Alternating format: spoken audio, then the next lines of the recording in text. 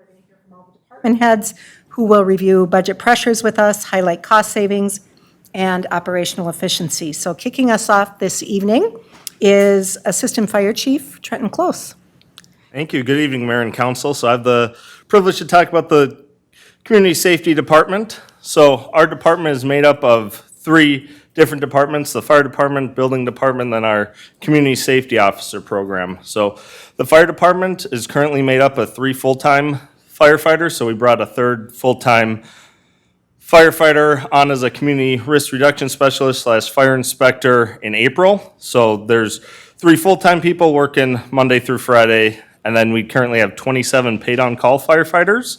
And we'll be kicking off our recruitment here in the fall. We've had a lot of good interest through the summer. We use kind of the summer to hit a lot of our community events, push our recruitment, and then start that hiring process for new paid on-call firefighters in the fall. So we'll be kicking that off here in the fall, but currently we have 27 paid on-call firefighters. Our building department is made up of 4 full-time positions: our building official, our permit tech, and then our 2 building inspectors. We had been running short with only 1 building inspector here for the past couple months. Today we were able to welcome Sadie to the team, so she came on and started full-time today. So I know Scott, our building official, and Mick, our 1 building inspector, are really happy to have her be able to join the team and take some of that weight off of them. So they do a lot of great work. And then our Community Safety Officer program, currently Rachel is our CSO. She's been a great addition to the team. She came to the city starting last March. So she's been a great addition. She runs enforces a lot of the city ordinances, as well as runs all the calls the fire department runs. So she's EMT certified, so she's able to help with our medical calls and then assist with traffic control on accidents, fire calls, and so on. So she's been a huge asset to our department in the last year or so she's been on. And she was actually recognized this year as our First Responder of the Year. So she got that award earlier this year. So for her great work she's put in the last year with the city. So some budget pressures that the Public Safety Department is facing is just inflation throughout. It's especially prevalent on the fire department side. We'll take into account our turnout gear, so it's up to around $4,500 for just a set of turnout gear, which is up about 15% from last year, and we've kind of seen that percentage of a 15% increase year over year. So that's been tough on our budget.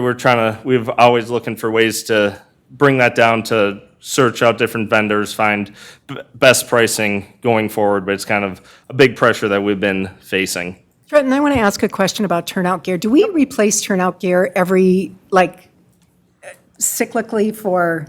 Yep, so portion of the the department? standard, the NFPA standard is turnout gear is good for 10 years, so that's OSHA standard as well, so we can have it for 10 years. So how our turnout gear is managed is each firefighter has 2 sets of turnout gear, so in case we go to a fire, one gets dirty, they have a backup set. So we purchase on a 5-year plan, so they get a set, then the next 5 years, so it's 5 years as their primary set, 5 years as their backup set, and then it gets phased out. Okay, and then it's staggered, so. Yes, it is staggered, so about every year we purchase around 8 sets of gear, so we're not buying 30 sets in one year, we have it staggered out where it's about 8 sets every year. Got it, thank you.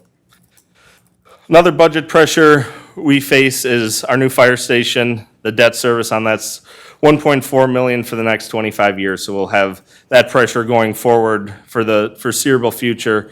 And then again, on the fire department side, just increased call volume that we're facing. Last year we ran 420 calls, which was a record number for us, and this year we're on pace to run around 450 calls. So as the community grows, as we continue to bring on more developments, as the community continues to grow, our call volume is just going to keep going up and up and up. So we're constantly looking at, what's the right number of firefighters, working in more duty crews, as I'll hit on that later in this presentation, but duty crews, and then just having that staffing plan laid out many years to come so we can kind of face that as our calls for service continue to increase. So some cost savings and efficiencies, we're always looking at ways we can cut costs and efficiencies throughout the department. One of the things we implemented last year was a station crew model. So That is using our full-time staff because we're able to increase our full-time staff. So myself, Dave, our fire chief, Zach, who's our new fire inspector, and then Brady, who's our public works director, who's also on the fire department. We handle all the calls during the day. So instead of having to call in, when a call comes in, call in our entire department and see who's around, we're able to, because we have the staffing during the day, we're able to handle those calls. So it reduces the number of all calls that our firefighters get called to, and then it also reduces our wages that we have to pay out every year because we're able to cut those calls that all of our firefighters get called to.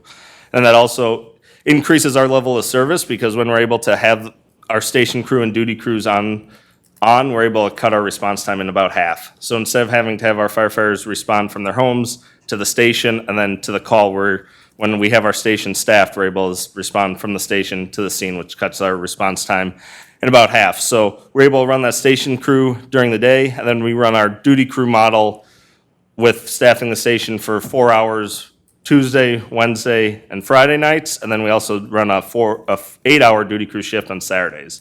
So again, that's running a crew of 3 or 4 that's staffing the station rather than calling in everyone from their homes. So last year we handled about 30% of our calls through that model. So it took about 30% of the calls off our paid on-call firefighters, and that's only looking to increase this year. We're tracking around 35 to 40% of those calls will be handled by duty crews and our station crews. So we're able to provide a higher level of service to the community. We'll also see some budget savings in that as well. And then we're always looking for grants. So this year we were awarded $2,500 from Minnesota Valley Electric, and we're able to buy a new Blitz Fire that was due for replacement on one of our trucks. And we have also applied for numerous other grants this year that we're still waiting to hear back from. So we're constantly looking for grants out there to be able to apply for and be able to save some money there. So we're constantly looking and applying for those, and that's one of the things that Zach, our new community risk reduction specialist, has really been taking on, looking for grants, trying to find ways that we're able to reduce some of our budgetary costs by receiving grants. One other efficiency we saw this year was we were able to purchase, outfit, and put into service a new LSU trailer. So this trailer was fully funded by the Carver County Fire Department Mutual Aid Association. So this trailer runs mutual aid calls. There's 2 located in the county, so one in Watertown, one in Victoria. So any large fire on the western part of the county, we respond with it, and it's a rehab trailer, so we're providing water rehab services for firefighters.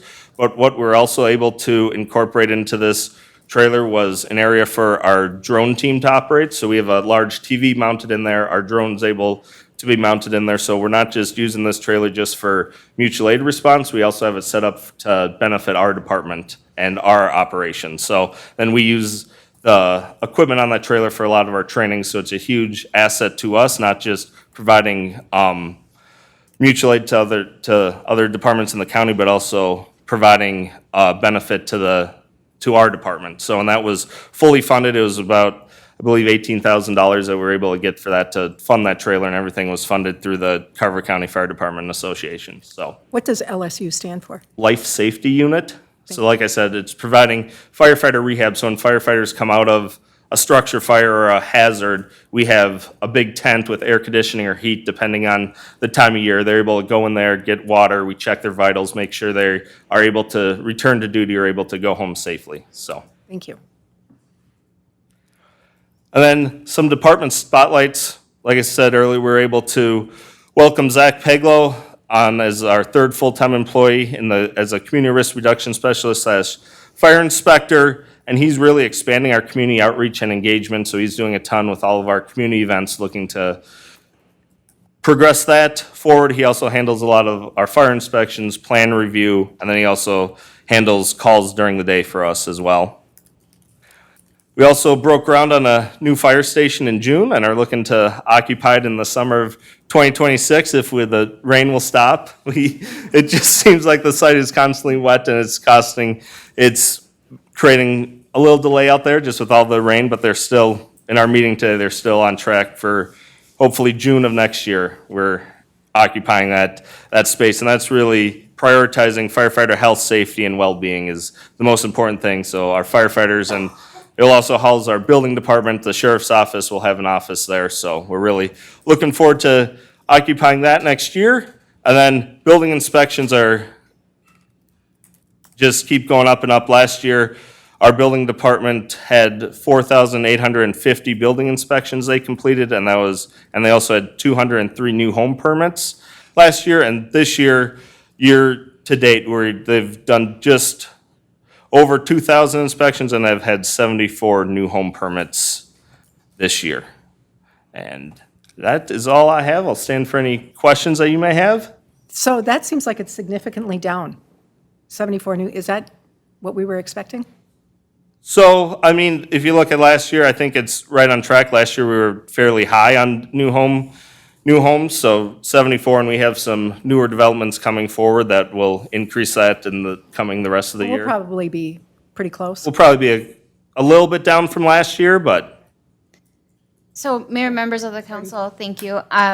So in our if we just posted our quarterly updates, that report does have new building permits in there. So if you were to look at that report, it actually shows a pretty steep decline in June, from May to June in the number of new permits being pulled, which is a bit unusual for this time of year.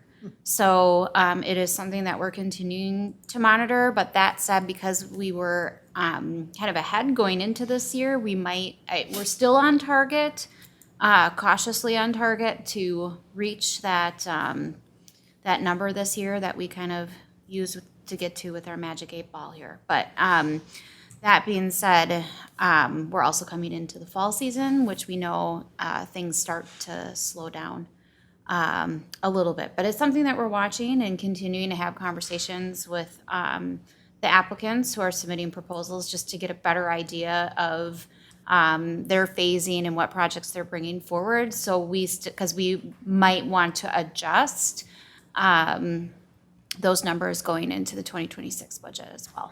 Thank you. Yeah. All right, any other questions, council, for Assistant Fire Chief Close? I just had one. Yep. You mentioned, right, you're going into recruitment season, and you showed earlier the number of on-call firefighters we currently have. What's the number that you'd like to be at? Like, are we where you're at, we'd like to be at? Are we low? Are we high?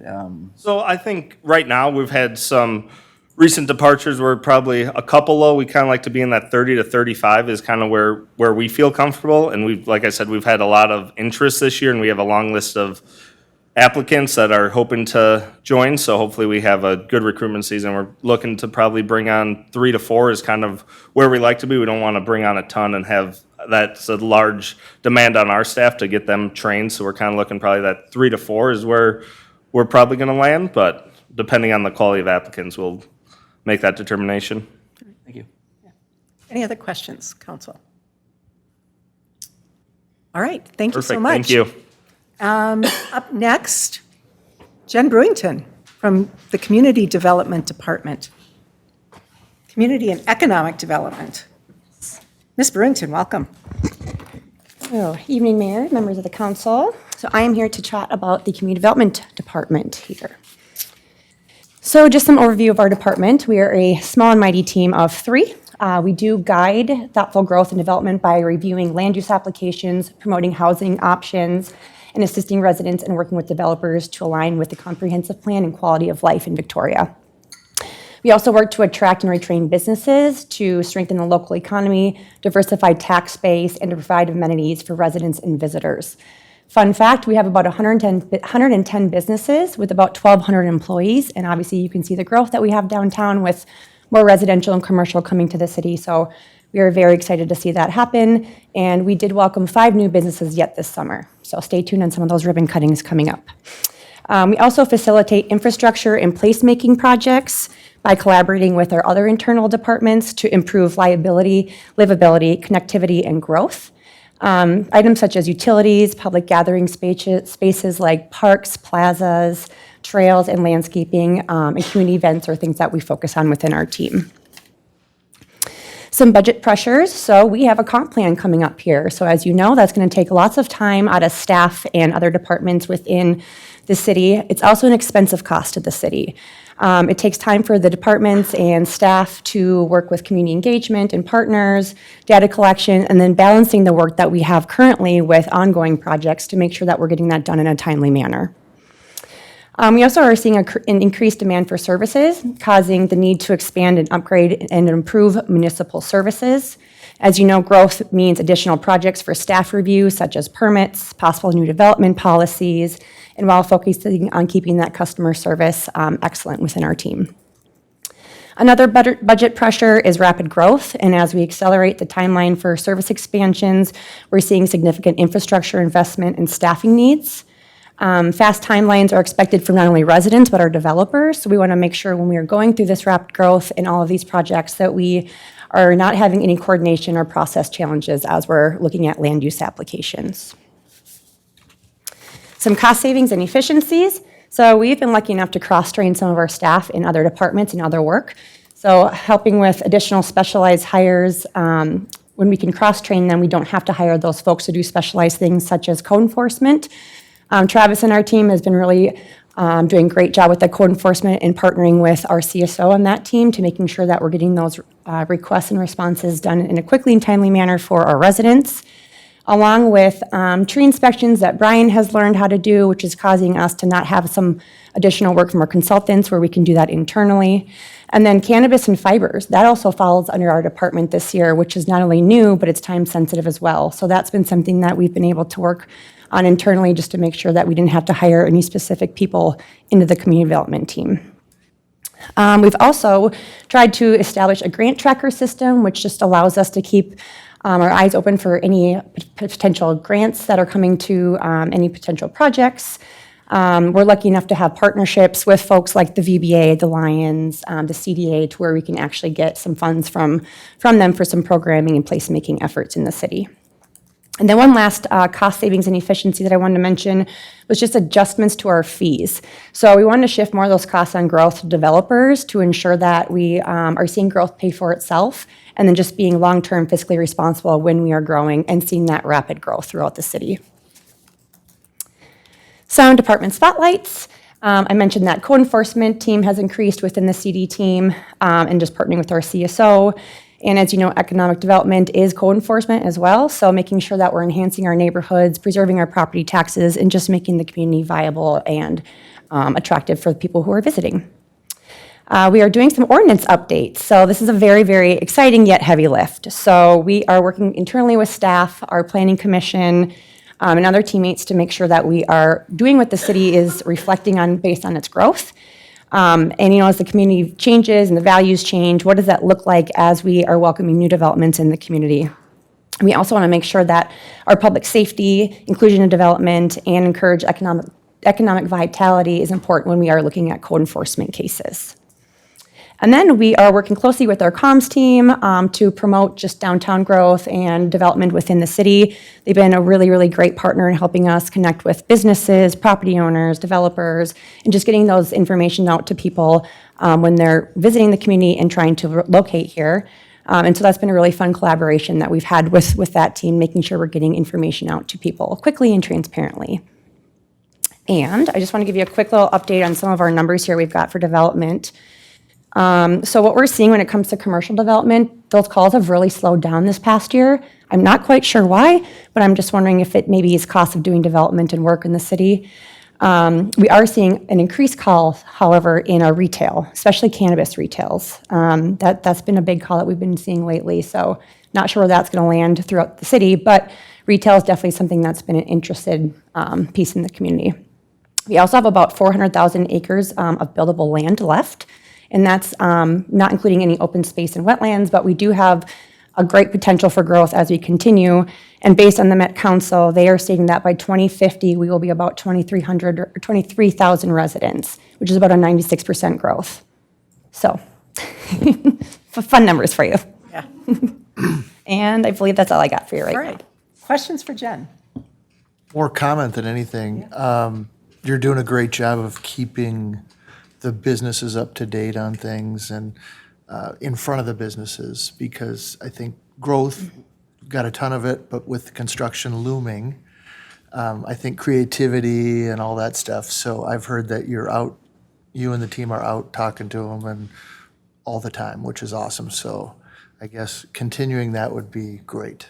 Appreciate the comment, and all the folks here in this room are part of that effort as well. So we're very, very fortunate here in Victoria to have that collaboration piece and support from you, Mayor, and the council, so thank you for that. Yeah. So you mentioned, right, so we know you're a small but mighty team, right? But with the downtown west and our southern growth development really, I think starting to take off here, do we have enough people to keep up with all the work? I would say yes, we do, because that is a priority on our development list is downtown west. As you know, we've been waiting for this development for 20-plus years, so there's definitely excitement within the internal team, and I think out in the public as well.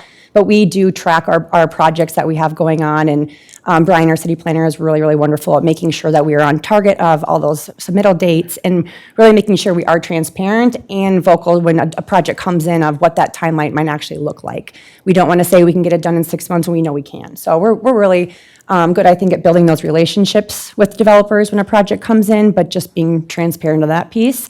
But I would say, in the next 5 years, yeah, we're probably going to need another additional body in the team. Yeah, Ms. Hardy, please. Thank you, Mayor, members of the council. I'll also add, as we continue to grow, and you'll hear more from our Public Works Department about some of the pressures that they're facing. But as we add more public space, more outlets, more trails, more streets, those are all things, more parks, those are all things that need to be maintained. And so as we continue to add those amenities and that infrastructure in our community, we'll continue to need to invest in having the equipment, the resources, i.e. the staff, to be able to maintain those things. And so that will continue to be a budget pressure, which goes into kind of the theme that you're hearing already develop here today, which is growth. So. Great. Other questions from council? Great. Thanks so much, Jen. Who's up next? Claudia. This is our city clerk, Claudia Edisfold. Claudia, please, whenever you're ready. Welcome, Mayor and council members. So I'm here to chat about elections and to provide you guys with a department overview. Part of the city clerk's responsibility is to administer elections. This includes wage compensation for election judges, supplies, notices, election equipment setup, which could not be done without the collaboration of Public Works. I want to take this time to thank Mauricio, Owen, and Henry for all their help in helping us set up the precincts. Part of our responsibility is also technology and infrastructure, which means testing of those election equipment 7 days before every election. So all of the equipment, polling pads, Omni ballot, the DS200. We're also responsible for staffing and training. We rely on the election judges to staff the precincts.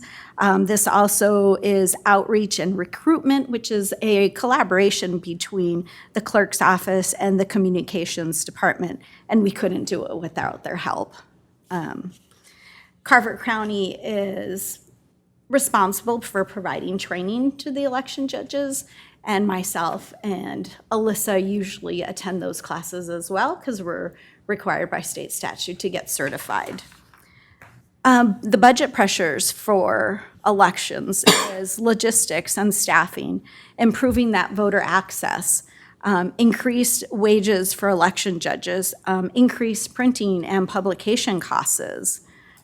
Simple things also improving voter access is just the placement of those signs. And again, the collaboration between communications department and that outreach of letting the public know when the precincts are open.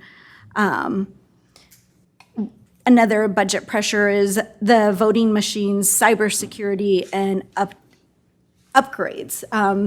This year, the DS200s are going to get a system update to prepare for the 2026 election. There's also rising demands for secure infrastructure and storage of voting equipment. So voting equipment is stored in the mezzanine, and I am the only one that has access to the mezzanine at this time. And also, voting equipment is replaced every 10 years. Another budget pressure, and I think this is a huge budget pressure, is the turnover or the retirement of election judges. When an election judge retires, we lose that institutional knowledge. The cost is astronomical and can't be weighed. We try to do a mentorship program to pair election judges with each other, and trying to increase student election judges is one of my goals for 2026. Cost of savings. Claudia, I have a question for you regarding our election equipment. You said we have to replace it every 10 years. Where are Correct. we? Do we stagger that replacement, or do we do it all at one time? It's done all at one time, and that is usually direction and guidance for the county. So my understanding how that works is there is usually meetings done, and the county will have picked out what equipment they like and what has been approved by the Secretary of State. And then each city will weigh in what equipment we would like and what we don't like, and how it flows and whatever. But ultimately, the decision is based on what the county wants to use. Okay, and where are we in our 10-year cycle for replacement? Do you know? I don't think that we need a replacement for maybe 6 years. Okay, I'm looking at Ms. Hardy, she's nodding.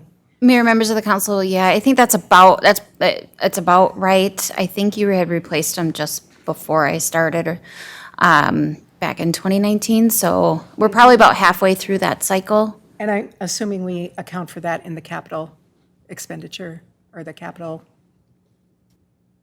plan? So we're getting Tricia's enough. saying yes. So the last time, and I hesitate, so the last time that this was done, I think there were some grants that the state provided to offset some of those costs. So we plan for the full cost, and then we kind of lobby our legislature to help offset the costs for that. The one thing, Claudia did a great job explaining that process. The one thing that I'll just note, when the state goes out, and so the county is the lead in replacing the equipment, but the state and through the Secretary of State actually will certify what equipment can be used for the state of Minnesota. So there's very specific requirements that vendors must meet to even be part of that selection process. And so typically the county, because they're basically our lead in the elections, they don't want Chanhassen and Victoria and, Norwood Young America all using different equipment. So they want to kind of standardize it for the county. And so she did a great job explaining that process. But I just wanted to add that other point of clarification for that certification process that the state leads. Makes sense, thank you. As we grow, I mean, when would the right? Because we just opened, was it 2 new right? We have 2 in the same building, correct? Correct, and I'm actually going to touch on that. All right. Okay, Ms. Ediswold, back to you. So going on to cost savings and efficiencies, so we try to procure grants from the state. So a good example is on the presidential nominee elections, which are held in March. I usually try to apply for grants, and usually we get reimbursed for most of the cost of that election. The other cost savings is the e-poll books. So when a voter goes to vote, the updates are pushed through by the county. So there's a hard chance, or not a possibility of a chance, for duplicating a vote because those e-polls are updated continuously. So that's one. The other combined savings for right now is precinct 4 and 5 are currently combined. So we're saving money by, we're not paying out 2 precincts, we're not paying out the extra election judges, and for 2026, there's not a presidential election, so that's a cost savings for us. When is though, so, right, because I guess most of our development is south, right? So what's the threshold or when we would need another precinct or not combined, I guess? Yeah, so that is one of my department's spotlights, but I'll make it my first one. So as Victoria continues to grow and expand, we will need a new precinct 5, probably by the 28 presidential election.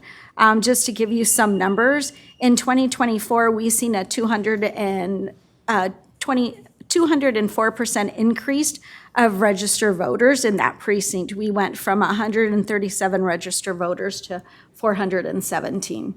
So the other things, department spotlights is voter experiences, election judges, staff, and polling administrators. We collaborate to change the flow of the precincts to enhance for voter experiences. And in 2024, we've seen an 11% increase in voters compared to the 2020 election. Do you guys have any more questions for me? Any other questions? Great. I'm sure you keep an eye on this, but there's been, over the last 4 to 8 years, a pretty sharp increase in absentee voting and remote voting, I guess. Do we keep that in mind as we're creating these new precincts, or do we have to adhere to the strict rules and statutes? So we do have to adhere to those strict rules and statutes. The City of Victoria, we currently do not do absentee voting. That is administered by the county for us. And I'm sure as we continue to grow, that is probably something that they would like to return to the City of Victoria. And currently at this time, we do not have the space or the manpower to do absentee voting. So it actually costs more for absentee voting than just going to the precincts. Yes, it does. Good to know. Thank you. Ms. Hardy has. Ms. Hardy, please. Thank you. Mayor, members of the council, just to build on that question for a little additional perspective on what it takes to do absentee voting. So we would be tying up probably this room or a very large room to keep the polling machines out. They have to be secured every night. They have to be accessible to provide voters with the ability to vote during that period. And then we would need to convene an absentee ballot board. So that would be probably a combination of staff and election judges. They would have to go through additional training, and we would have to make sure that we have election judges for that period, doing that every day. You're convening your absentee ballot board during that period. To do all the things that need to be done, to do all the reporting that needs to be required to go with that as well. And then we would have to be staff that on a Saturday as well before the election. And So a Sunday. and so there's a lot involved. It's a big cost. It's a big space challenge for us. And I think our main driver, as the county periodically asks us about our interest in taking on that activity, is we just don't have the space or the secured space to be able to administer that on our own at this time. Now, that could change in the future, but there's looking at our facility plans, that would be very challenging for us even in the near to midterm future to take on as an operations. Are there any cities in Carver County doing absentee I voting believe, on their own? I want to say there's 1 or 2 cities that are taking it on. Is doing it, maybe? Did you say Waconia? Waconia. Yeah, that's the one I was thinking of, so. So we believe there's at least 1, maybe 2. All right, thanks. All right, other questions for Ms. Ebbsbold? Anything else from you, Claudia? All right, thank you so much. You're welcome. And up next, this is like to tell the truth, who's going to stand up next? It's our city engineer, Kara Guerin. Ms. Guerin, welcome. Good evening, Mayor, members of the council. I wasn't sure if I was next, but I thought maybe I was, so here we are. Okay, so department overview. I was just going to touch on the 3 highlights of really the things that encompasses all the things that my department does. Infrastructure planning, programming, and then implementation. So we plan infrastructure, then we work to program it, i.e. get it in the budget, and then the third step would be to implement it. So in a nutshell, that's everything I do. I'm done. No, that process takes many years. So we start planning infrastructure 20 years before it goes in the ground. So it's a very long process. Budget pressures, the first one you are all well aware of. We have been talking about it nonstop for really the last 5 years, but the transportation improvements that are now in construction that we've been waiting a long time for are a very big budget pressure that we're well aware of. So I'm not going to spend a bunch of time on that. But the other thing to not lose sight of is our aging pavement. So we do talk about this, but we have not talked about it at length yet this year. But we do have all of our pavement in the community is aging. I am coming up on my 24th year working for the city. And so we are programming mill and overlays to roads that I designed, which makes me feel very old. But much of the pavement in the city is aging, and as the pavement ages, it does need to be replaced. So that involves removing the top layer of the pavement and replacing it with new pavement.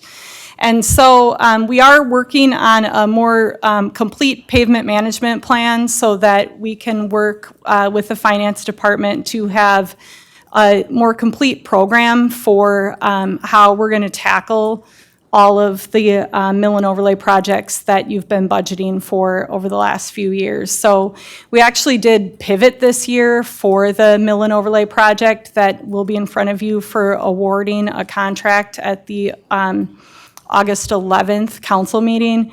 Originally, we were going to be doing some work within the central part of the city, but we ended up shifting to doing the northern part of the city because of the timing of the road closure of Highway 5 and Rolling Acres Road. We realized that we wanted to get those roads completed in the north part of the city before those main thoroughfares were closed, because we were concerned that the cost of those mill and overlay projects would be higher if we waited to bid them while major roadways that would need to be open to get trucks to them would be closed. So did a little adjustment of the schedule this year, but that'll continue to be a budget pressure. And then, as was commented by others before me, growth always continues to be a budget pressure. What I did want to note uniquely, and Jen touched on it, with the comprehensive plan coming up around the corner, for the first time, with looking at the 2050 comprehensive plan, we are going to have to start planning for sewer and water infrastructure in a part of the city that we haven't really taken a really hard look at in the last 20 years. So when we go back to my first slide where we were talking about infrastructure planning, we do need to start looking what had been beyond our 2040 area. So out in the area of the intersection of Highway 10 and 43 and points west of there. So as the planning team begins to work on the comprehensive plan, we'll start looking at infrastructure beyond areas we've planned previously. So we'll be planning sewer and water for the next 20 years in an area we hadn't looked at previously. So all of those things, of course, add pressure as we take a look at how to fund those. Back to the second bullet on my first slide. So cost savings and efficiencies, the first one being grants. This is the slide that was at the workshop where we last talked about Highway 5. I'm not going to go into detail about this since we did just cover this at a workshop, but the amount of federal and state funds that the county was able to bring forward to the city for the transportation improvements was a huge help to the budget. Certainly the city was supportive in these efforts, so all of the letters and interactions with state legislators and our federal delegation by council members, and also support from business community, the VBA, and other people that have been asked to submit support efforts at last minutes for funding applications. It's integral to all of this. Then in addition to that, additional staffing, you had an opportunity to meet Amanda Meyer, who's been added to my team, which definitely will help with efficiencies, and then resource sharing as always. So my core department consists of 3 people, but we do use additional resources where needed from my firm, from other engineers as we need them to step in and help where it makes sense. And lastly, department spotlights. What I wanted to just cover here this year was collaboration, coordination, and communication. These things have just been so important, really, the last couple of years in particular, especially with the transportation projects. We've been collaborating endlessly with other departments, both internally, but then also externally, working very closely with the county and very closely with the county's consultants that are working on the transportation projects. There's a lot of different consulting partners hired by the county for all of the projects, whether it is the Highway 18 project or the 1114 roundabout project, different design consultants, different construction consultants, different contractors. So we are spending a lot of time collaborating with different folks as all of these projects were getting designed and are getting constructed. So it's been quite a process of working and coordinating with a lot of different folks. And then, of course, internally, working, as always, with all of the other departments in the city to try to work our way through all of these projects. The biggest effort has been communication, working endlessly with the communications team that we are very lucky to have. We spend a lot of time talking about transportation projects and construction projects, and we've been doing it probably since sometime in 2019 or 2020 with the Arboretum Area Transportation Plan, but I do think we've hit a point where, and I think Kendra and her team are probably experiencing this, where it's pretty rare now to be out in the community and encounter somebody who doesn't know about the upcoming Highway 5 project. They may not know the details, but they know it's coming and they just want to know which year the road's going to be closed. But I do think that all the outreach efforts have been effective in terms of getting the word out that the projects are coming. So I think that we set that as a goal at some point that we talked about of, not wanting anybody to be surprised when these projects come. Now, we can't, prevent surprises from occurring in terms of somebody maybe be surprised by some of the details along the way, but certainly want to make sure the community knows that the projects are coming before they get there. So with that, I'd be happy to answer any questions. I would echo your gratitude on that. That's been a really big part of having everyone be able to prepare for this, not just our residents, but our businesses as well. And that's an ongoing effort, and it's going very well. So thank you for that. Council, questions for Kara? I feel like we see a lot of you, which is good. There's always something going on. So thank you. Yep. All right. Up next, Eric Schutte from our Information Technology Department. Welcome, Eric. Thank you. Madam Mayor, members of the council. Give you an overview of my favorite department, the Information Technologies Department. You're the only one, Eric. No, I'm kidding. If something's not working, it's, Department overview. I like to break what I do into three categories. Cybersecurity, our end users are gatekeepers into our systems.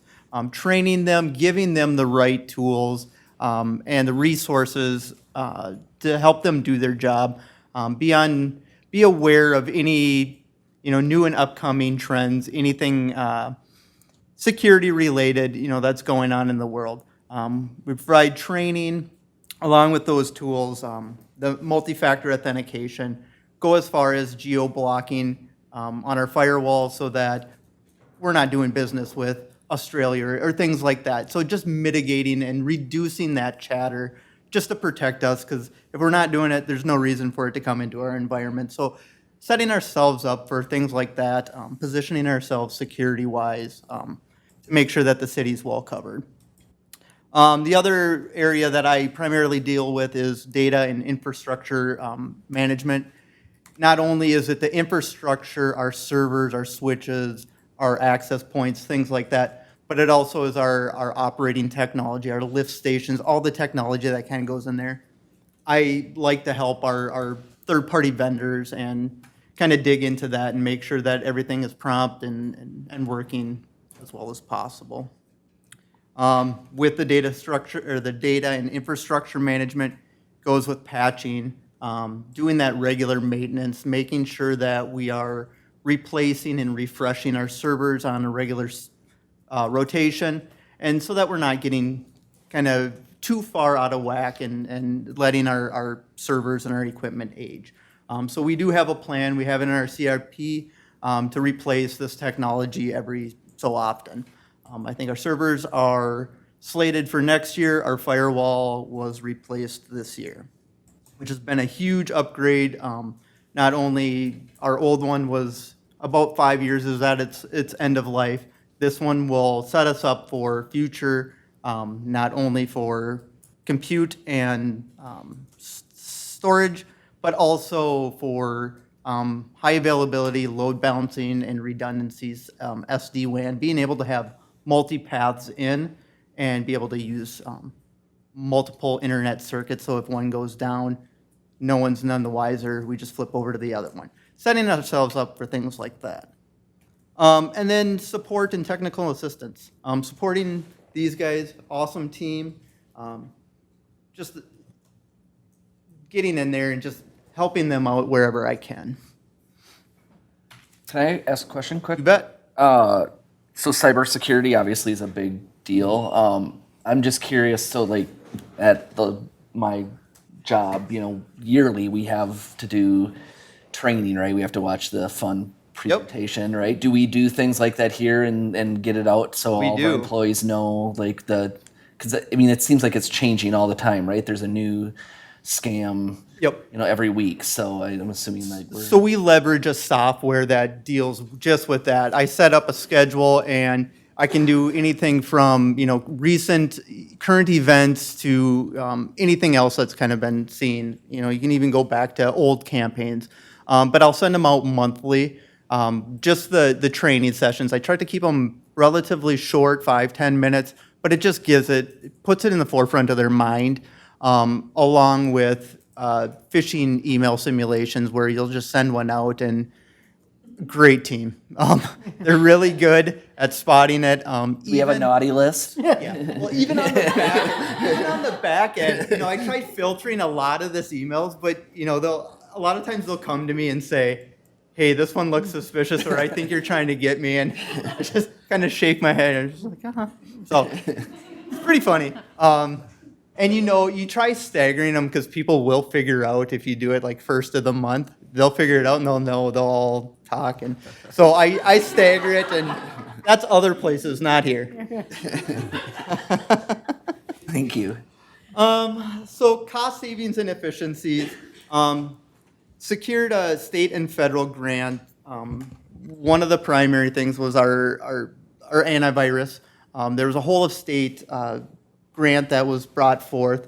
We are adopted into that, and what it means is it gives us next level antivirus. We always have someone 24/7 watching for nefarious activity in our environment. If they see that, then they can isolate it and segment it off so that it doesn't spread or affect anyone else. I'm one person. I like to go to sleep sometimes. So have someone have their finger on the pulse at 3 in the morning on a Sunday, it lets me sleep at night. So having solutions like that the state present has been awesome. It just gives us that cost and effectiveness that we essentially get the same pricing as a large corporation. So we get all the bells and whistles, but we're 40, 50 people shop. So we migrated our ERP BSNA to the cloud. We were previously an on-premise BSNA. We have upgraded to the latest version, and we get updates regularly, and support has been much faster, at least from my side. Getting things resolved has been very prompt. And then collaborating with facilities and other departments to come up with solutions. One of the examples that I have is the new fire station doing a time-lapse video. Zach and I and Randy sat down and came up with a solution that we could do this for far cheaper in-house, in which we implemented and is currently taking time-lapse videos of our fire station as it's being built. What else? Department spotlights, like I alluded to, a new firewall. We have 2 new firewalls that are in a redundant pair. Once the new fire station is built and fully operational, I will move one of those firewalls there. One will remain in our old public works, our water treatment plant, so that we have that redundancy if something happens, fiber line or whatnot is cut at the new fire station or vice versa at the water treatment. We can fail back and forth between. So we don't really have a primary, well, we'll have a primary source for all our equipment, but we'll be able to kind of switch between the two if we ever need to. Diversifying our network architecture through redundancies, load balancing, and multipath connectivity. So just setting ourselves up network-wise and network architecture-wise for growth, making sure that users aren't pinched or feeling that as we grow. With that, I will stand for any questions. So thank you so much for this. This is an initiative that we really got serious about probably 5 years ago when we felt like we were kind of being left behind. And we here at City Hall have a lot of sensitive data from our residents, and it was becoming increasingly apparent that we needed to protect that data in a much better fashion. So this is, as exciting as it all is, it is really great to know that this is in place and our stuff is secure. So, other questions, comments from council? Just a quick question for her. Do we still have dark fiber that we need to light up for your network plan to come into being, or are we lit up enough for you to get the level of redundancy that we need? So we are lit up for those main buildings. Where some of the dark fiber still remains is some of our outlying areas, lift stations, things like that. Our old public works building doesn't have fiber to it. But for the most part, we're continuing to build out more and more. I couldn't probably give you a percentage of how much of all of our critical infrastructure is connected, but I would say we're above 60, 70%. And that's primarily the lift stations and things like that where we're setting ourselves up. We have fiber to them. We have cellular devices to them. We're just waiting for the upgrade of the PLC or the panel within the box to accept that Ethernet connection, because previously they were running over like radio frequency. So it's retrofitting some of those boxes. But for the most part, all our main sites have fiber lit up to them. Okay, thank you. Yeah. Other questions, comments? Small one. And I'm not sure if this should go to Brady or not, but are you involved with, or would it make sense for you to be involved with the monitoring of the in-house water systems? Are those run on Wi-Fi, or what are they, cellular network, or? As far as like the lift stations and like out in the, or the water treatment plant itself, like SCADA? Every home has a device now that monitors how much The water water. meter, So it's like a water meter, and you can say, oh, you got a faucet that's been running for 3 days. Is that something that you're involved with, or is that water department? Utilities? Okay. Can we, Brady, we need to hear you, so come on up to the microphone, if you please. Well, he's gonna come up later. That's why I wasn't sure if I should ask now or later. But, yeah, Good evening, members of the council. The specific question that you asked with in-home is that actual water meter has a technology in it. So we bring our reader to that individual water meter and we can read it back 90 days. So we can see that usage. Okay. That technology is within utility department, but on a broader scope, SCADA and everything that runs the sanitary lift stations or the sanitary sewer system, as well as the water system, he's all involved in that. Okay. Gotcha. does that answer your question? Yeah, I'm just Thanks, trying Brady. to figure the technology in my house out a little bit better than. Do it on your own time, Christian. For everybody who's watching, maybe they'll learn something too. Yeah, I'm kidding. I'm sorry, Madam Mayor, members. I Yeah. think I skipped over the budget pressures slide, Oh. but just wanted to touch on it.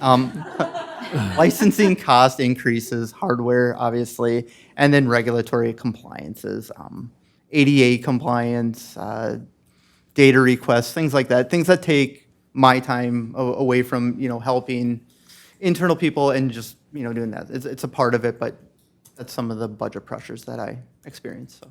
Has the cloud alleviated any of that? A little bit. I'm slowly migrating, our file servers, things like that, into cloud, kind of cloud services where it fits, where it doesn't cost a lot of money, and it just kind of plugs that hole. Thank you. All right. You feel you have all the tools that you need, or is there something that you'd like? I feel like I have all the tools. Okay. The city's been amazing to work. Great. Well, we appreciate you.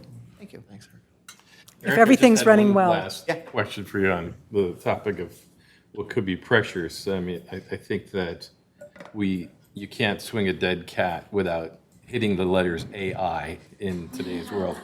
And how much do you see that impacting the city? And do we feel like we're positioned to leverage the tools that we have? Like, for example, we see Copilot 365 everywhere as well when that cat swings along with it. Do we feel like that's going to be an increasing pressure? Or do you feel that the stage of where the municipal life cycle is, it's not front and center yet? It's not front and center quite yet. I created a policy about a year ago on AI, and kind of left it up to, allowing them to use, at least internally, AI Copilot, things like that, to spark ideas, to kind of get you started on things. And everyone's been relatively good, when it comes to that. As far as, AI and as it integrates into things, I don't know. I'm excited to kind of see where it goes and the possibilities are endless. We're just on the forefront of it. So we're just kind of dipping our toes into it right now. But yeah, being able to transcribe, meetings and things like that, it's amazing as to what it can do. So dipping our toes into it. We haven't gone full throttle, but as we move and as it matures, we'll implement more and more as it fits. Okay, thank you. More to come on that. It's kind of exciting to see how that evolves and it changes every day. All right, any other questions for Eric? All right, up next, Jenna Smith from our Park and Rec Department. Miss Smith, welcome. Thank you, Mayor, members of the council. So I have the pleasure of being able to talk about our Parks and Recreation Department. So we are a team of 3 full-time staff members, as well as approximately 12 to 13 part-time staff members at our recreation center. We are consistent of 3 main areas in our department, and that is, first one is Parks and Trails.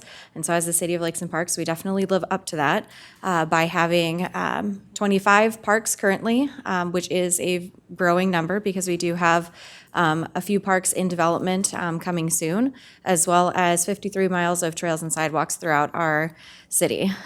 We have spaces within these that are programmed, that are heavily used by our renters, by associations that utilize our fields, by private parties that utilize our spaces. People are actively out there, and it's really wonderful, and especially on good days, not like today when it's really hot, but on more pleasant days that people are fully utilizing these spaces. Our department also does recreation programming, and so we have a variety of things that we offer, anything from contracted programs that are more educational based or working with partners like Carver County. We also offer special events like senior bingo bashes. We have some youth drop-in camps. We've got the Royal Ball, senior or superhero party, things like that. Upcoming this fall, we've got Barnyard Boogie and cooperation and partnership with Chanhassen Parks and Recreation Department. And we've got other programs in the works in the future. We've also got the Victoria Recreation Center to manage, which is operated in partnership with the school district. We also have a gymnasium in there, as well as the 2 ice rinks, a fitness center, and a walking track that is open to the public, as well as playgrounds and other amenities that are found outside of the park in D-Town Park. So for budget pressures for the department, we are a small team with as many things as we do. Currently with only 3 members, we are lacking in some programming spaces where we don't have the capacity in our current structure to be able to adjust for the needs that the very growing community that we have is requesting of us. And so there's a lot of positions that need to be filled that are currently not able to be filled. We did have a position previously that focused on programming that is not currently filled, that we are looking to fill with next year's budget in order to be able to touch on some of those spaces that the community has requested, doing things like more senior programs, youth summer camps, out-of-school time programming, more throughout the year, times where seniors can collaborate, coordinate, play card games, do walking clubs, things like that. As our community continues to grow, and especially as we have an aging population, these demands are just going to continue to increase. And so in order to meet those needs, we do need to increase our staffing ability. With that, we also are seeing some changes at our rec center. And so there's some restructuring that needs to occur there in order to be able to adjust to, one, attaining and attracting high-quality staff that'll manage the front desk at our facility, as well as bringing some services in-house in order to be able to effectively provide services that the community expects on a consistent basis. Another budget pressure that we are facing is our aging park facilities, playgrounds, and trails. And so in my time here, I've looked into a lot of the facilities that we have, especially in terms of our playgrounds. Many of them are hitting their life cycle. So typically playgrounds operate on a 20-year life cycle, and we've got at least 6 of them that are at that mark already. And so these are things that are continuing to pop up. And I do know our Public Works team is going to touch on this slightly, but our trails also need a lot of help. We have a lot of trails that are needing some mill and overlay that are done with it. We have a lot of trail gaps that are in the city that the residents would like to see addressed. And so these are some things that as we continue to go on, we need to be able to prepare the groundwork to be able to address, as well as our aging facilities. So we do have some park shelters that are aging, as well as our Victoria Recreation Center. Another budget pressure, but also an exciting option, is our new park developments. And so while these ones aren't aging, they are still expensive. We have some new great opportunities that are coming our way, and thankfully park dedication fees do help with these. But this would also increase the maintenance that's needed for those and the staff time dedicated to that. We have 2 developments that are in the process right now that are requiring a lot of staff time and collaboration with other city departments that are coming, as well as new ones that are on their way through these new developments that are coming throughout the city, as well as looking at our existing parks and facilities and seeing how we can revision these spaces so that they can better meet the needs of our residents as they are. And then, like a lot of our other departments, inflation has hit us with the cost of equipment and supplies. So supplies in general continue to go up year after year. These could be anything from the supplies to run our programs to supplies to clean our facilities.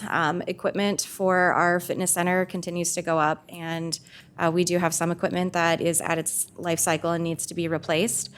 We are also seeing an increased demand from our users for additional equipment there. And so as these just continue to develop, these are things that are ones that we're looking into to try to make sure that we're being fiscally responsible, but then also meeting the needs of our residents. Some cost savings and efficiencies. And so one thing that our staff had launched this year is we are utilizing technology that we already had. So we already have use of Microsoft Office Suite, and within this is an app called Shifts. And in order to decrease staff time in scheduling all of our front desk staff, managing time off requests, shift changes, things like that, we implemented this new feature utilizing software that we were already paying for that was included in our package. And it has significantly cut down the time that it takes for both our full-time staff to be able to manage our staff time, as well as increasing the ease and efficiency for our part-time staff members. And it has increased a lot of responsibility on our staff's end to be able to do that. And it's also created a lot of collaboration and teamwork, because instead of just coordinating with their supervisor, they're able to talk to each other through this app, and it has created a bit more of a community within our staff members. So it's a fun added feature of not just increased use of technology that we already had at our fingertips, but it also created a little bit more community within our staffing. The second cost efficiency or cost saving that we had was our modified membership rates that we started this year. So with that, we did run the numbers in terms of where we're at this year compared to last year in terms of our memberships and things like that. And we are on par with where we were at last year in terms of number of members, even though we did modify how we do our memberships.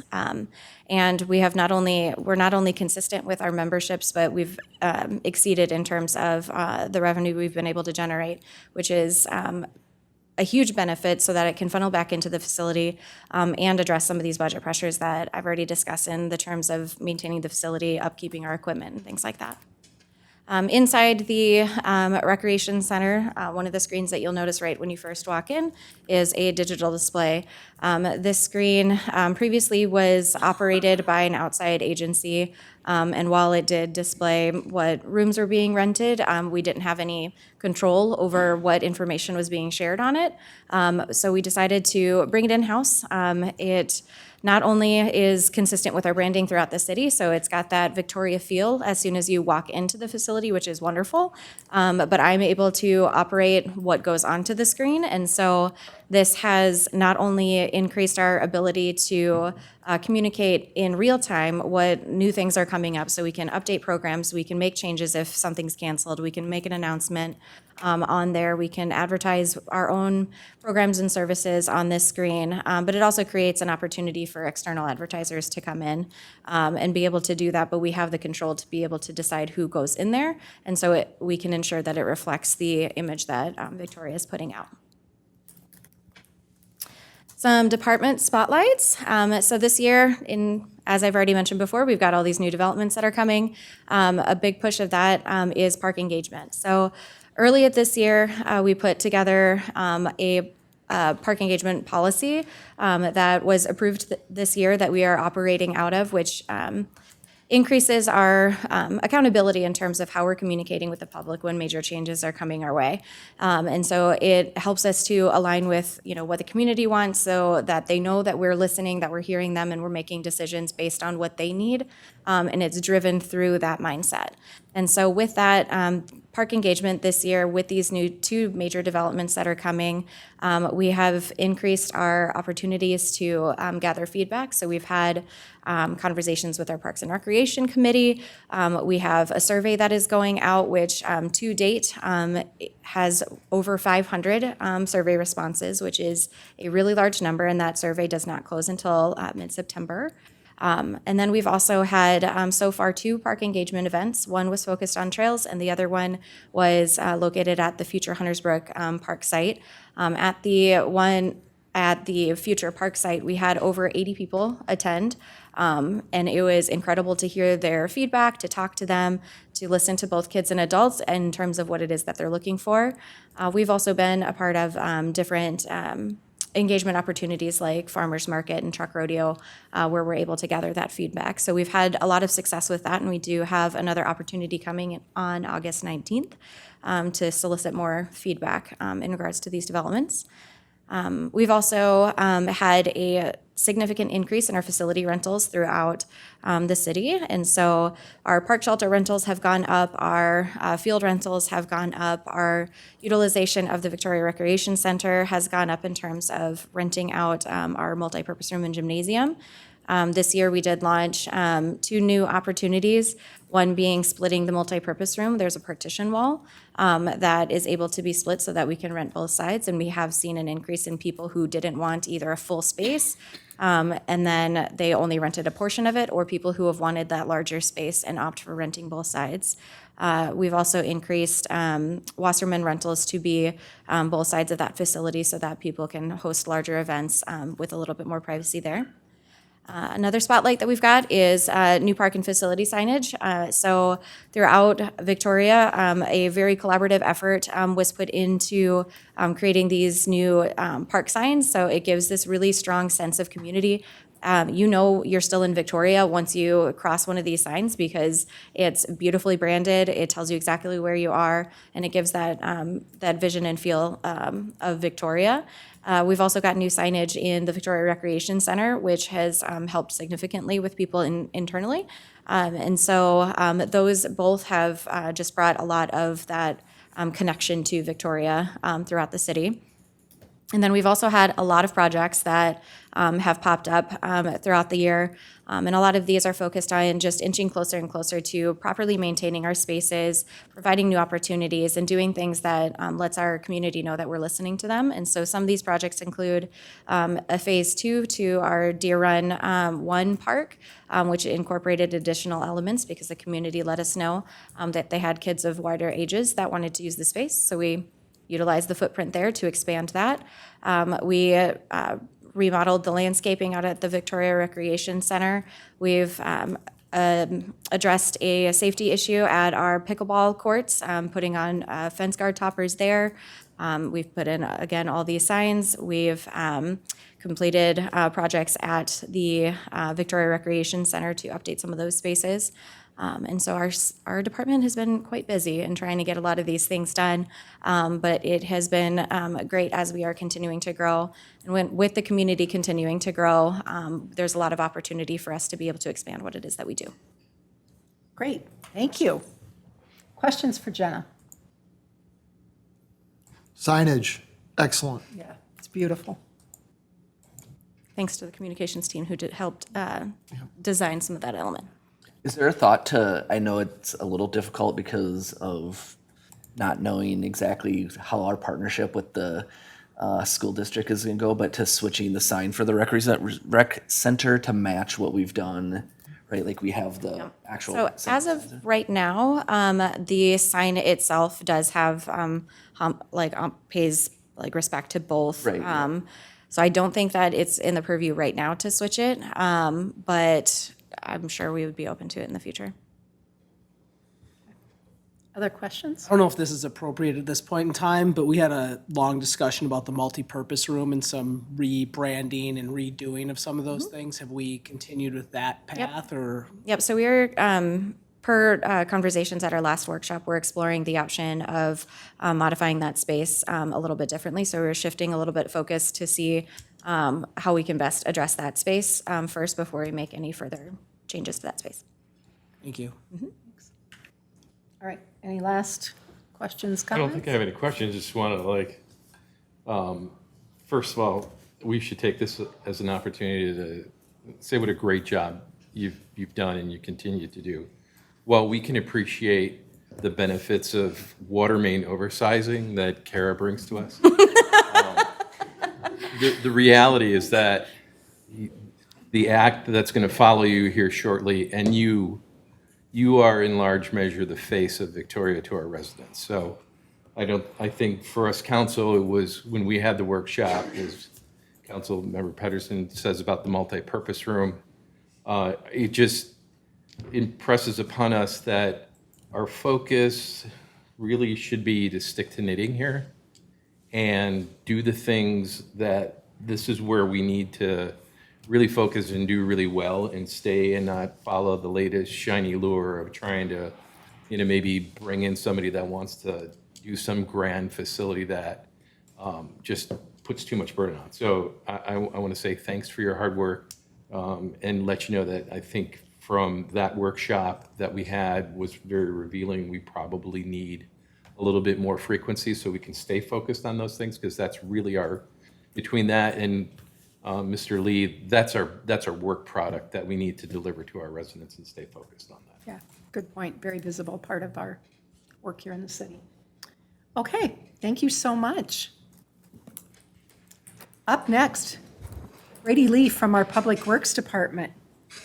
Mr. Lee, welcome. Thank you. Good evening, Mayor, members of the council. I'll start by apologizing for my phone going off twice. It was on silent, I promise, but my fire department app overrides the silent on my phone. But that was the third call of the day, so everything comes in threes, so hopefully we're done for the day. But I'm here to talk about some public works stuff. Department overview. Here's the team, minus 2 people that are too shy for pictures. We have 5 full-time employees in utilities, which is gonna be water, sewer, and stormwater. So I have 1 person that focuses more on the water side of things, 1 focuses more on lift stations and sewer maintenance, 1 in the water treatment plant, being the water treatment plant operator. And then I have 2 people that are pretty focused in stormwater and stormwater ponds. We had to kind of focus 2 people there because there's been oversight in the past of we're adding a lot of ponds and we need to maintenance them. We have over 100 ponds now, close to 100 outfall structures, a lot of sump basins in the city that need maintenance. So that's been crucial to us, having those 2 dedicated staff.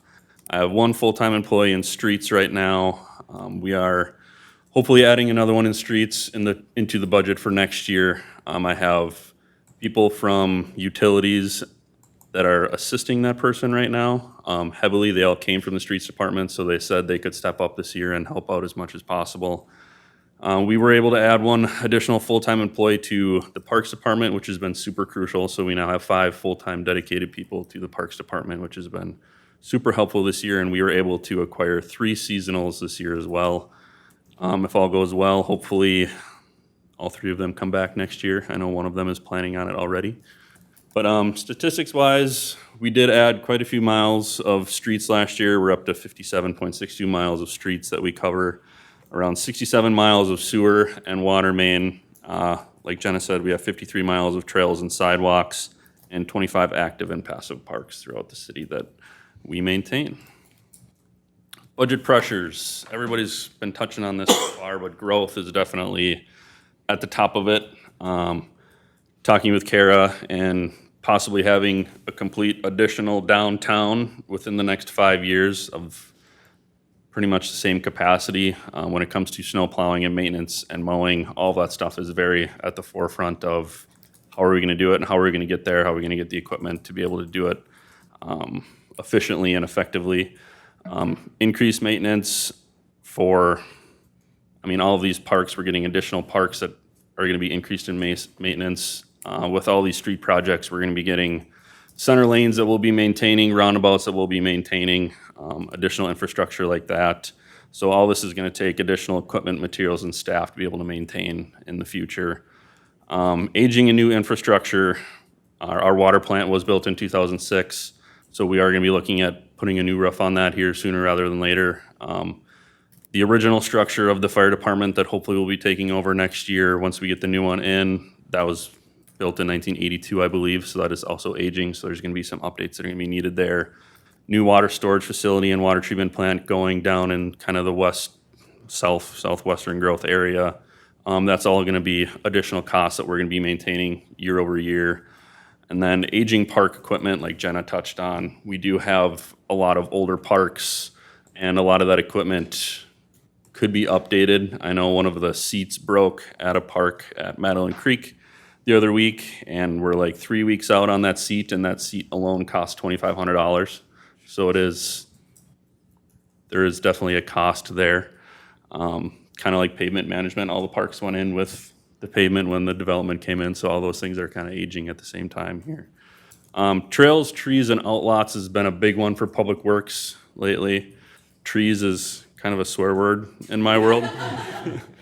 Just, we all like trees and they all look really good, but with our aging, the older parts of town, the watermarks and stuff like that, those trees are getting massive. And they are starting to do damage to sidewalks. They're starting to do damage to front yards, which is something that we need to address. Some of them are so big where Public Works doesn't have the capability of taking them down, so it's comes a safety thing where we're going to be hiring out more tree removal. Along with outlots, we do have a lot of outlots, and we're getting more outlots, and we need to decide what our maintenance of those outlots is going to be moving forward. Right now, we're kind of going on a safety basis. If it's going to possibly fall and hit a home and stuff like that, we're hiring it out because a lot of it is in places where we can't get equipment to. Hopefully on our bus tour, we can show you some examples of these areas. You can drive down trails and you can see 30 dead trees in an outlot. And I know it doesn't look good, and I know the city wants those areas to be used and to look really well, but there's going to be a cost that's going to go along with that for sure. As well as the trails. We do have a lot of aging trails in this city. I know you guys have seen a lot of pictures of those trails with weeds popping up or just completely degraded blacktop. A lot of those are going to be needing a mill and overlay, and then hopefully once we get a mill and overlay down, we can kind of get a management plan moving forward and possibly be crack sealing and chip sealing or fog sealing these trails to extend the life of these trails longer than what we have been doing. Cost savings and efficiencies. We added Precise this last year, which is a software that goes into our new plow trucks. All of our plow trucks have this software in it. It's a GPS software. So now when that truck leaves the shop, that module, I guess, if you will, gets turned on and it tracks how fast the truck, how fast the truck is going, if the plows are up, if the plows are down, how often they're hitting the salt button, how much salt they are laying, how many lane miles of salt they're laying, the poundage of salt, which we've had in the past. But all that data gets stored, so now we can look at truck versus truck, how much salt is being laid, how long does it take this person to do their route, can we adjust the routes to be more efficient, is one truck doing a lot more than the other one? But then we can also keep all this data and input it into our MS4 permit for stormwater, which is super nice. You can also use this we'll be adding a 5th truck this year, and we'll be able to plug in the city of Victoria streets, and this could give us a map of, you want to divide it into 5 ways. Here's the most efficient way you can do it if you want to take nothing but rights, the entire plow route. So we're playing around with that, but that's going to be super helpful, especially when it comes to complaints. I know we get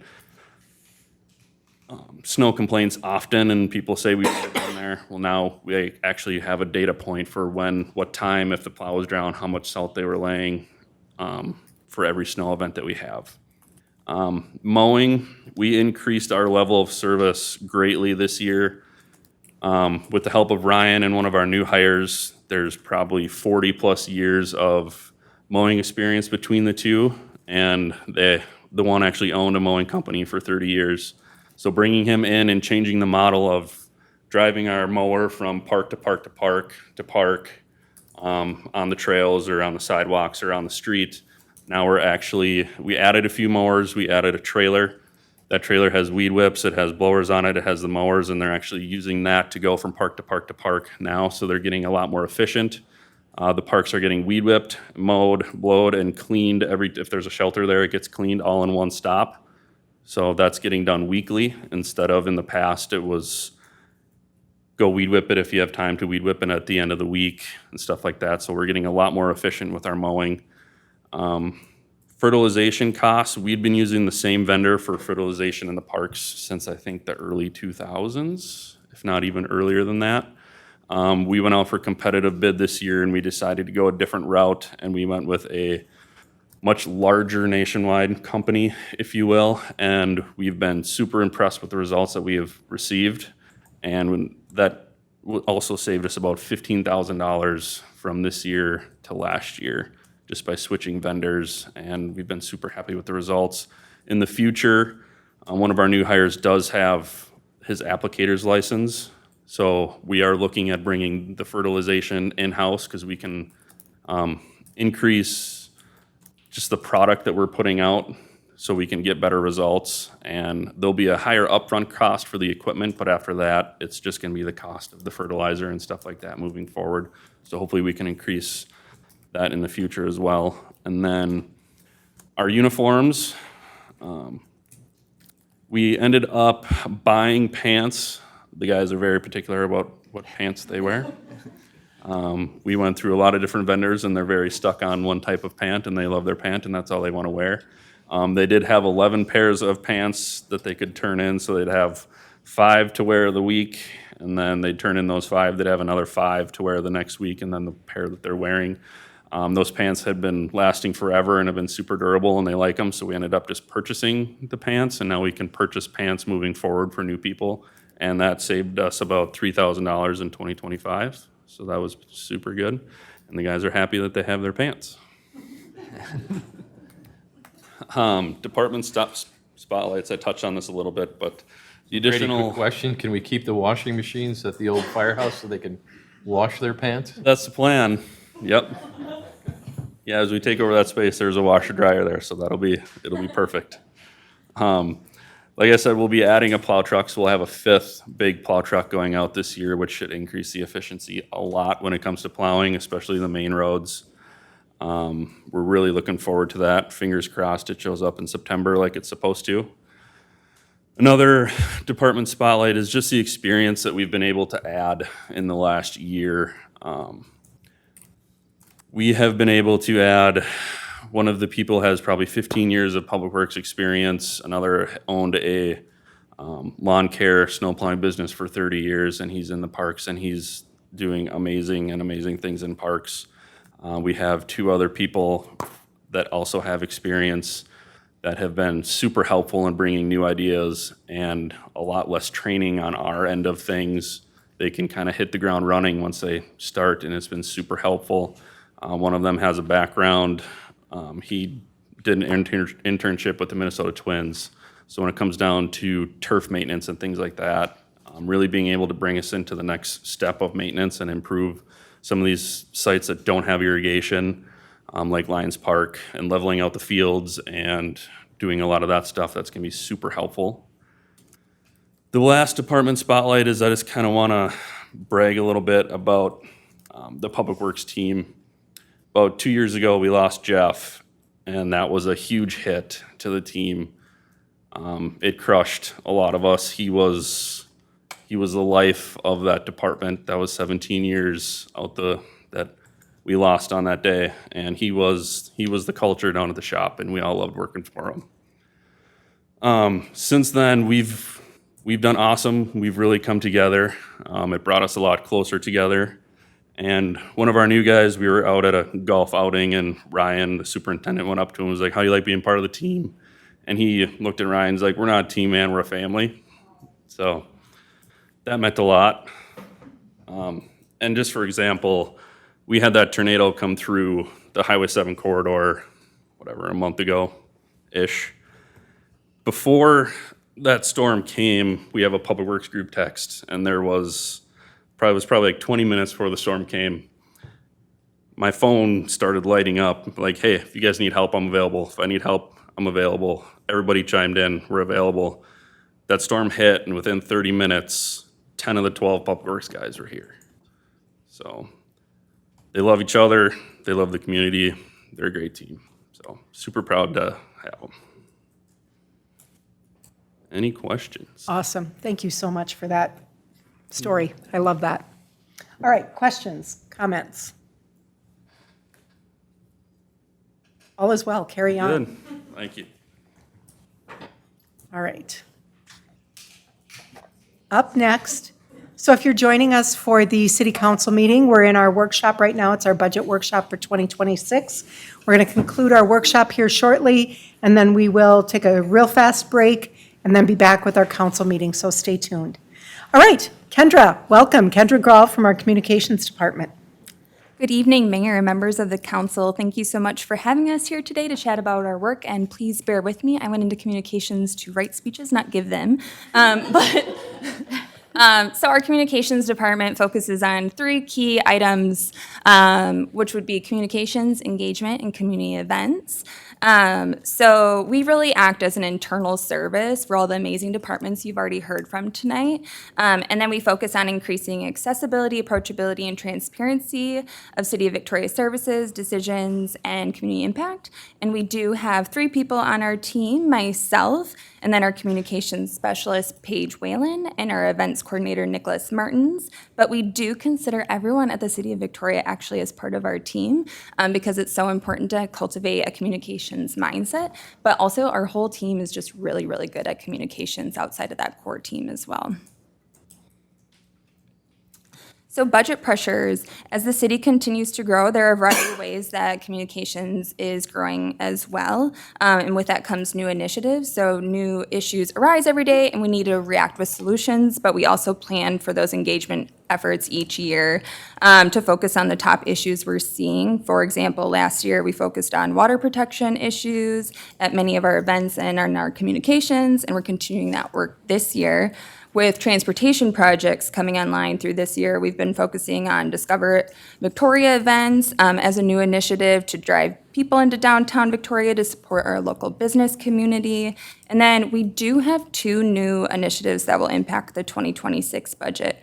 One is the 2026 Community Survey, which is a third-party service expense. We are currently on a 4-year cycle with surveys conducted in 2014, 2018, and 2022. So through these surveys, the city is able to get input from residents that help ensure that the city understands the community's values in a clear, identifiable way.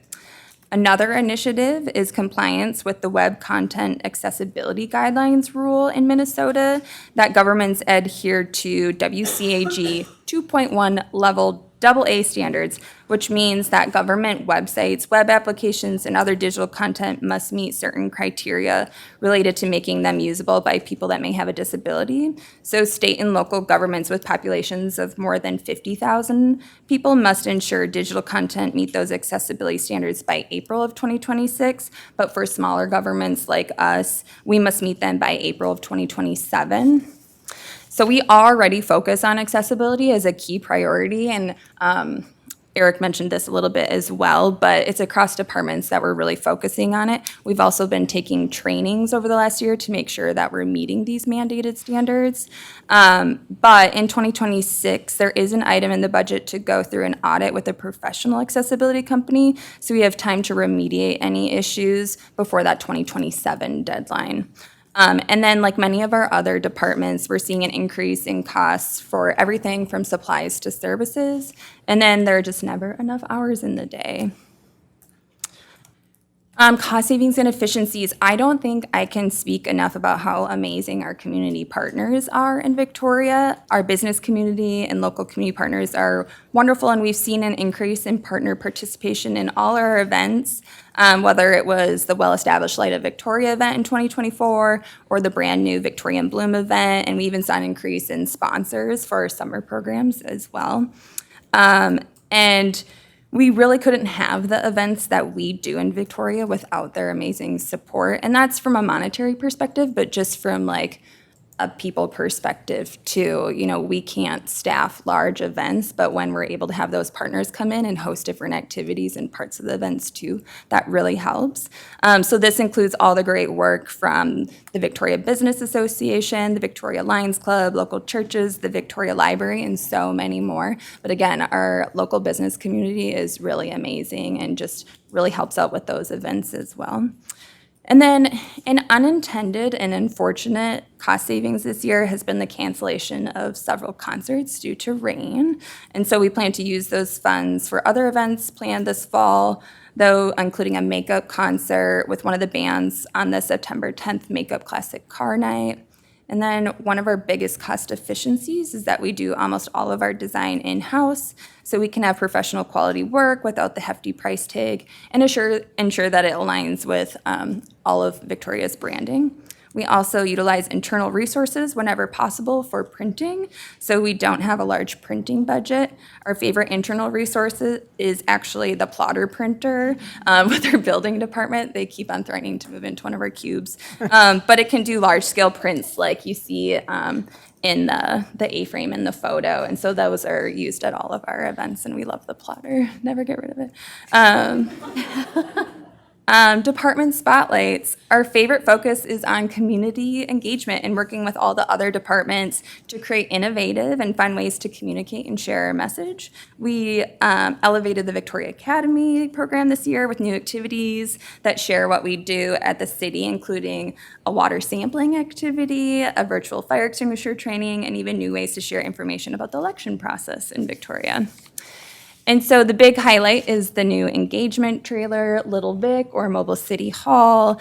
You've probably seen her out at different events, just out in the community this summer. She finally arrived, and we love her. And then for events, Light at Victoria is now a beloved tradition, and our community came out to enjoy all the festivities at the 2024 event, even though it was only 12 degrees out. It was very cold. Our newest event was Victorian Bloom, and it was a great way to show off our local businesses while celebrating spring in Victoria. And Truck Rodeo was even bigger this year, with a lot of new community partners showcasing vehicles and hosting activities. All of the events, though, that we put on as a city are truly a team effort across the city, with departments adding their expertise and time. And then awards, the City of Victoria has won 2 awards this year for 2 city initiatives in the 2025 Northern Lights Awards with the Minnesota Association of Government Communicators. One for our new website, and then one for our water drop campaign, focusing on protecting and conserving water in Victoria. And we actually don't know whether they're first, second, or third place awards in their respective categories until this Wednesday at the ceremony. So with that cliffhanger, I am available for questions. All right, terrific. I love our new Mini Vic. She's so cute, and I love that she's a girl.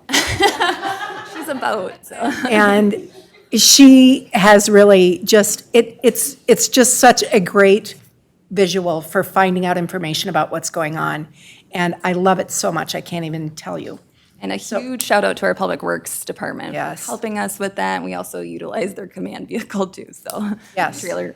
Yeah, I mean, that's no small task to get that drug from place to place, but, so thank you for that, I love her. All right, and again, I do want to let everybody know that Kendra was a big part of the new park design, the park signs design too, just again, to carry out that great branding all throughout the city. So this is, again, a fairly new department for us within the last 5 years or less. And you guys have done amazing, great work, and the awards show it. So with that, council, any questions, comments for Kendra and the communications department? No, it's just well said, Mayor. Great. All right, keep up the good work. And we're going to hear from our finance director, Tricia Pollock. And I think, Tricia, you're bringing it home for us tonight, aren't you? Sure am. All right, let's go. Thank you. Good evening from the Finance Department. So our Finance Department is responsible for general accounting, payroll, risk management, fixed assets, operational and capital budgeting, audit prep, long-term financial planning, and managing the debt and investment portfolio. Our Human Resources is responsible for the Employee Benefits Administration, employee recruitment, engagement, and retention. And our utility billing is responsible for monthly utility billing cycles, customer service, water conservation efforts, and utility work orders. All are responsible for carrying out the directive and the policies of the City Council. Our budget pressures include the paid family medical leave, which is mandated by the state of Minnesota. It's a new program that's launching in January of '26. It provides workers with paid time off when a serious health condition prevents them from working, when they need time off to care for a family member or a new child, for certain military-related events, or for certain personal safety issues. This program covers full-time, part-time, temporary, paid on-call firefighters, and also city council. The city currently offers a short-term, long-term disability benefit to its full-time employees and is looking at costs to extend that benefit to that level mandated by the state program to provide us with an alternative to it. We have not gotten those costs back yet, but we are working on quotes. But the current cost of the state program would be a payment to the state of 0.88% of the wages. That would be split 50-50 between the city and the employee. So the city's share would be approximately $14,000 annually, but the employee's portion would be in addition to their current benefit costs. So added to an addition for an employee. Another budget pressure is the increased cost of benefits. Last fall, when we received our annual medical insurance quotes, we were given a 21% increase to stay on the plan that we had with Health Partners. So we ended up switching to Medicare, which then we were able to reduce that overall increase to 9%.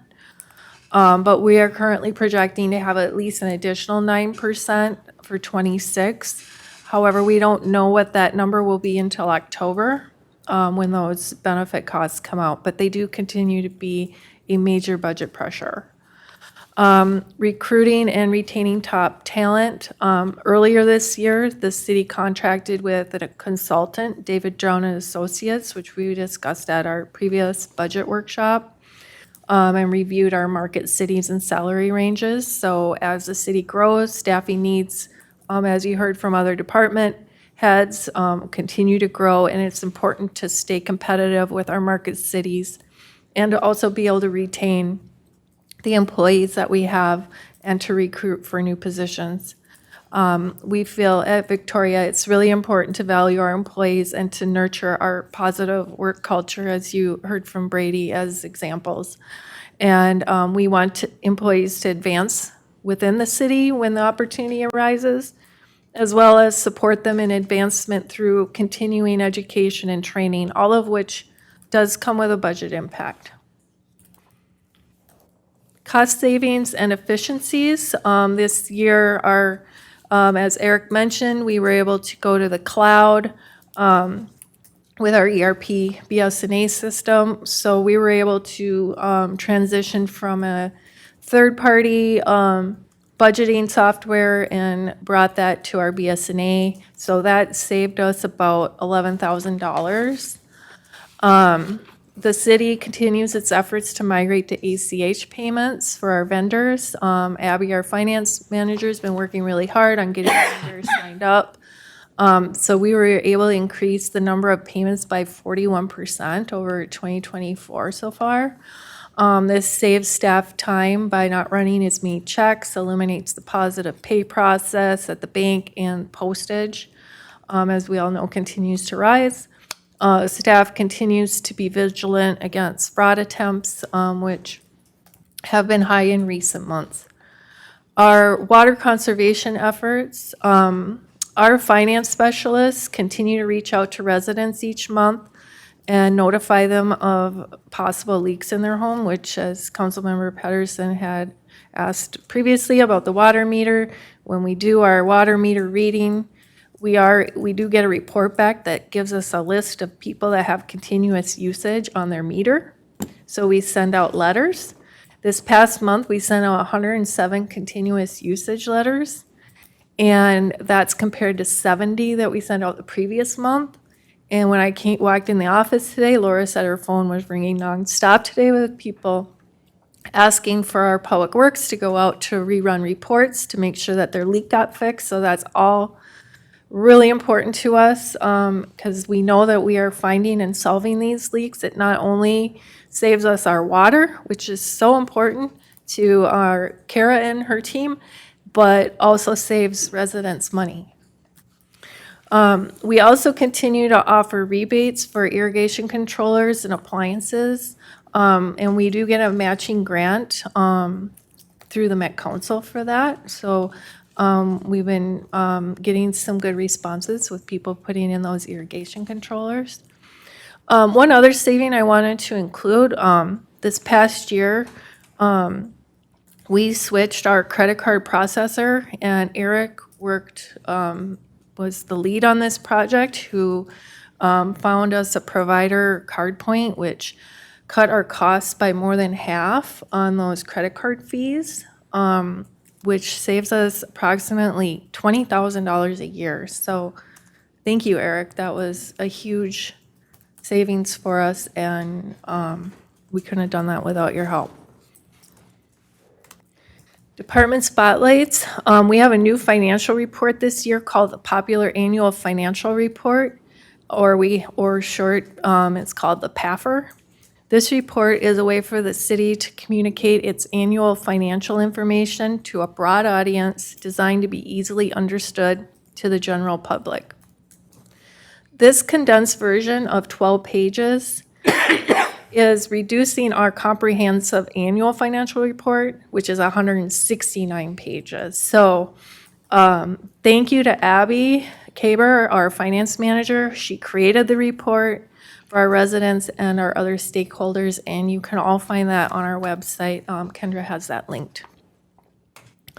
Another new level of service to our residents is our utility quarterly statement. So our finance specialists and utility team has developed a quarterly statement for past due accounts, and we started sending those out quarterly, and we had a really positive reaction with many residents just not aware that they were past due, or they found that they had a credit card that had expired, so it didn't automatically pay, or they just had their auto pay set up incorrectly. So that saves them, getting late fees and things like that moving forward. So thank you again to Abby for creating that statement, and to Laura and Dwight, who send them out each quarter. And finally, the awards, the city received the GFOA Distinguished Budget Award this year for the 5th year in a row. And we also received the GFOA Certificate of Achievement for Excellence in Financial Reporting for the 16th year in a row. Thank you to staff, department heads, and council for helping us to achieve these high honors. I'm open for any questions. Congratulations, and thank you for your good hard work and oversight in that department. We appreciate that so much. It is a great point of pride for the city of Victoria. Thank you. Questions, comments from council? Okay. Seeing none, I think we're wrapping, unless I forgot somebody. Looks like we're wrapping it up. All right, there are no more items to come before the on the workshop agenda this evening, so I will entertain a motion to adjourn. Motion to adjourn? We have a motion. Can I get a second? Second. We have a motion and a second. All in favor signify by saying aye. Aye. Any opposed? Motion carries. We stand adjourned.